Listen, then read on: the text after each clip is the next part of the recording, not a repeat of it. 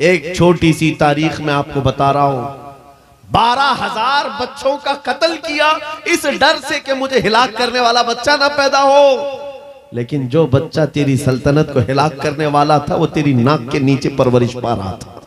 आज इन जालिमों ने गद्दा के हजारों बच्चों को सिर्फ इसलिए मारा है कि ये बड़े होकर के मुजाहिद ना बन जाए, ये बड़े होकर के हमें आंख दिखाने वाले ना बन जाए। और बाज़ाब्ता स्टेटमेंट में ये कहते भी हैं इन बच्चों को कत्ल करने से हमें कोई खौफ नहीं, कोई आपत्ति नहीं है, कोई तकलीफ नहीं है, इसलिए कि बड़े होकर के ये हमें आंख दिखाने वाले बनेंगे। ये डर तुम्हारा बता रहा है कई हजार बच्चों को भी तुम कत्ल कर लो, लेकिन तुम अल्लाह की उस हिकमत से गाफिल हो। जालिमो, वो अनकरीब पैदा होगा जिसको दुनिया सलाहुद्दीन कहती है, वो अनकरीब होगा। मेरे अजीजों, आज के नौजवानों से मैं ये कहता हूं, तुम्हारे दौर में भी ये डरा सहमा हुआ जो माहौल है लोग बनाने की कोशिश कर रहे हैं, अभी देखना और हालात खराब किए जाएंगे। हमारी हुकूमत आएगी तो मस्जिदों को तोड़ डालेंगे, मदरसों को तोड़ डालेंगे। इन जालिमों को लगता है तुम्हारे सारे बिल्डोजर में ही ताकत है। क्या बात है? सिर्फ ताकत इसी का नाम है। राज मिल जाए, तख्त मिल जाए, उस वक्त कुछ लोगों के ऊपर जुल्म करना आसान है, जिस तरह चंगेज ने भी किया, हलाकू ने भी किया, बड़े बड़े जालिमों ने किया है। और उनका हशर भी तुम्हें मालूम होना चाहिए। इंशाअल्लाह वो वक्त आएगा जब खसो खाशात की तरह तुम बहा दिए जाओगे, अखबारों में तुम्हारा नाम तक ना होगा। और अगर कुछ बाकी रहेगा तो क्या रहेगा? न घबराओ मुसलमानों, अभी खुदा की शान बाकी है, अभी इस्लाम जिंदा है, कुरान बाकी है। ये जालिम काफिर क्या समझते हैं जो रोज हमसे उलझते हैं? अरे अभी करबला का आखिरी मैदान बाकी है। नारे तकबीर, नारे रिसालत, मुहाफिज़े नामूसे रिसालत, मसलके आला हजरत। नौजवानों, इस यकीन के साथ और ईमान के साथ अपनी जिंदगी को आगे बढ़ाओ। खुदारा मैं तुमसे कहता हूं, अगले दिनों के बाद जब तुम्हारे इम्तिहान का वक्त आएगा, हर उस्ताद अपने बच्चे को इम्तिहान की तैयारी करा रहा होता है।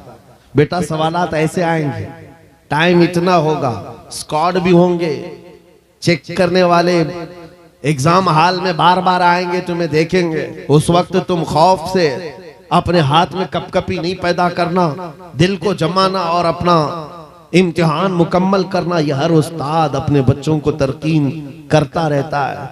अज़ीज़ान गिरामी वक़ार, इस मिंबर नूर से मैं आपको इस बात की तलकीन करके जाता हूं, इम्तिहान की घड़ी अनकरीब आने वाली है, आपके साथ भी। और जो इम्तिहान तुम्हारा होगा वो इस्तिकामत का इम्तिहान होगा, तुम्हारे ईमान पर जमे रहने का, तुम्हारे डटे रहने का इम्तिहान होगा।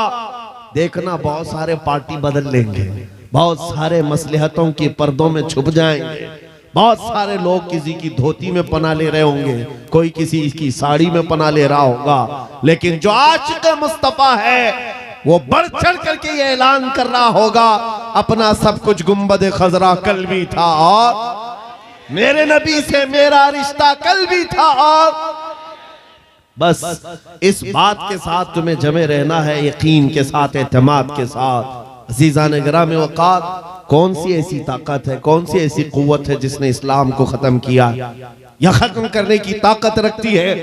अल्लाह करीम जल्ल शानुहु खुद कुरान पाक में फरमाता है, युरीदूना लियुत्फिउ नूरल्लाहि बिअफ़वाहिहिम व यअबल्लाहु इल्ला अन युतिम्मा नूरह। अल्लाह फरमाता है ये जालिम अपने मुंह के फूंकों से इस्लाम के चिराग को बुझाना चाहते हैं, और अल्लाह तबारक व तआला इस चिराग को मुकम्मल करके रहेगा। दीन इस्लाम, अभी आप सुन रहे थे, इस्लाम था, इस्लाम है, इसके साथ कुछ नहीं होना है, आपका इम्तिहान होना है। हमारे मरने के बाद अल्लाह ताला इस दीन की हिफाजत के लिए औरों को पैदा करेगा। वो कादिर मुतलक चाहे तो सख्त जानी दुश्मनों से भी ईमान वाले पैदा कर सकता है। हाँ, ये बात याद रखिए आप। ततारी जिन्होंने बगदाद को हिलाक करके रखा था, रब तबारक व तआला ने उन्हीं के सीनों में ईमान की दौलत दी और वो मुहाफिज़े इस्लाम बन गए। हमारे दौर में भी जितने आतंक मचा रहे हैं, कल इनके बच्चे ये नारा लगाएंगे, इस्लाम था, इस्लाम है, इस्लाम रहेगा। हाँ, जितने आतंकवादी हैं सब नारा लगाएंगे इंशाअल्लाह। आप इंतजार करें इस बात का, लेकिन तुम अपने इम्तिहान में जमे रहो, डटे रहो। अगर तुमने नबी पाक सल्लल्लाहु अलैहि वसल्लम के इस दीन के साथ, इस शरीयत के साथ नाइंसाफी की, तो कल मेरे आका को क्या जवाब दोगे?